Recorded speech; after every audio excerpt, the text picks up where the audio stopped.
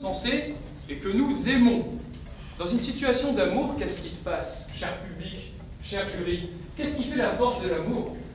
Sinon l'écoute, le pardon, la compassion. Qu'est-ce qui fait l'amour dans un couple? Sinon la discussion sur l'intérêt qu'a chacun, sur sa vision du monde, sur ce qui est important. Alors qu'est-ce que c'est que faut qu'on parle? Revenons à ce pronom. On. Pronom indéterminé. Car finalement, il n'y a pas que votre compagne ou votre compagnon qui va parler et vous dénoncer. Tous ses copains ou toutes ses copines vous dénonceront également. Quoi qu'il arrive, messieurs, prenons l'exemple masculin, si vous ne faites jamais la cuisine, si vous ne faites aucun travail ménager, sachez que votre compagne n'est pas la seule à le savoir. Toutes ses amies sont régulièrement au courant et se permettent d'émettre des opinions, généralement négatives, à votre endroit. Vous êtes accusé par une foule que vous ne connaissez pas forcément, une foule indéterminée, nous le disions. Cette indétermination du « on », j'aimerais lui ajouter, si on reprend l'expression « faut qu'on parle », on peut la répéter, il n'y a que 4 mots, à la nécessité, évoquée tout à l'heure par un des membres de notre jury. Il faut. Mais qu'est-ce que c'est que la nécessité? Ajoutée à une indétermination, on vous accuse, on vous montre du doigt, vous devez faire quelque chose, mais vous ne savez quoi répondre. Vous ne pourrez pas répondre. Vous êtes dans la situation du noir, à qui on met un entonnoir dans la bouche, et qui va devoir boire des paroles, sans pouvoir répondre, tout simplement. Moi, ça me fait penser à quelque chose. La loi, les principes iniques, indéterminés, que vous ne connaissez pas mais qui vous accusent.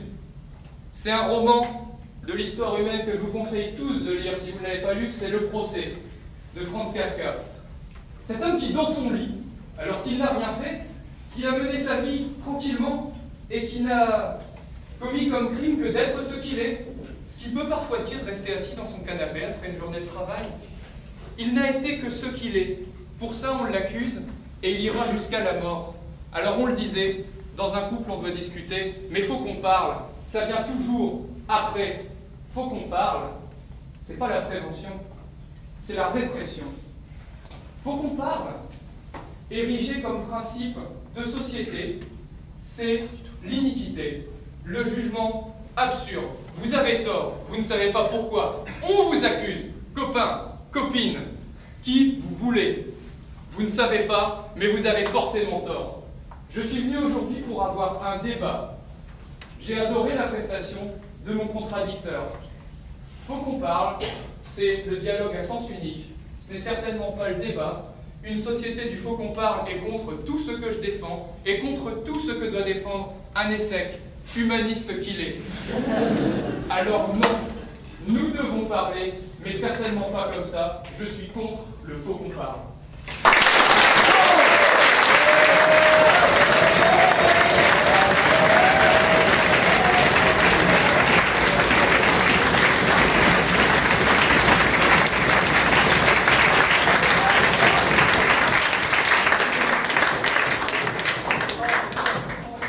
Simon, alors tu sors pas, tu reprends pas tous ces arguments. Mais est-ce que tu veux répondre? Oui.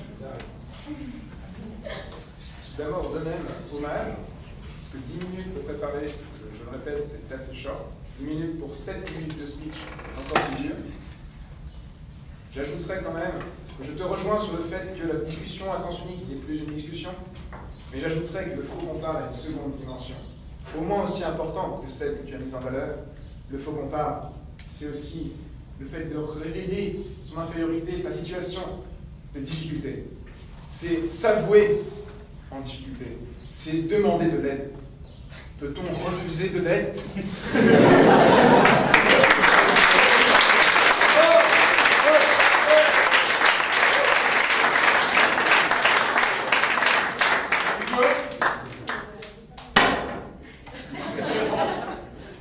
Face à cette réponse et ce qu'elle tend à démontrer sur d'éventuelles incompréhensions de ma part sur le sujet, je ne reviendrai pas sur mes paroles devant ce jury, mais puisque j'ai maintenant ta carte, on en parle demain.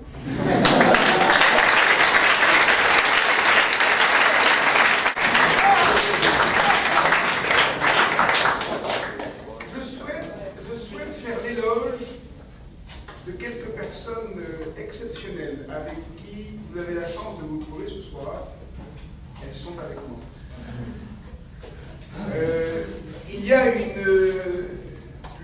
cette exception peut s'exprimer par ce que je trouve être une reconnaissance d'une immense générosité, mais sans doute proportionnée au bonheur que vous nous avez donné. Donc, merci.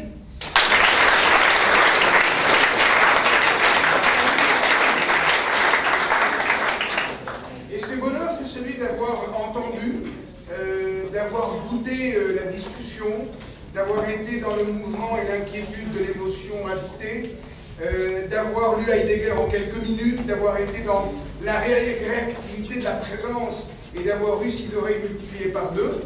Donc, merci aux 2 candidats.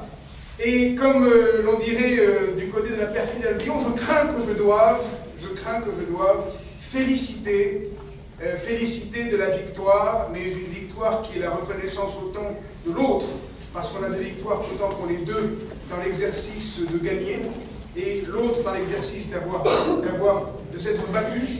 Je dois féliciter Simon.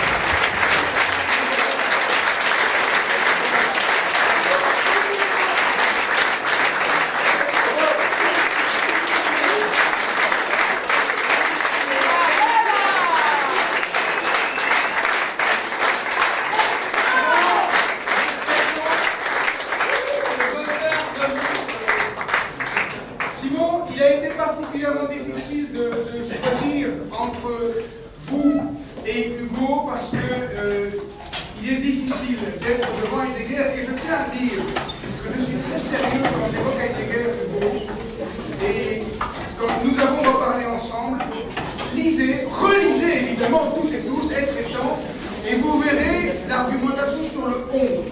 Et le faux qu'on parle, identifié comme une tyrannie potentielle à dire qui fait taire l'autre, c'est remarquable, absolument remarquable.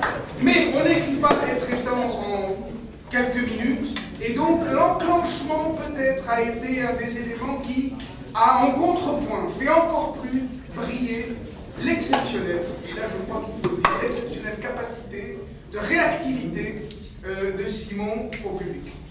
Et nous avons été bluffés.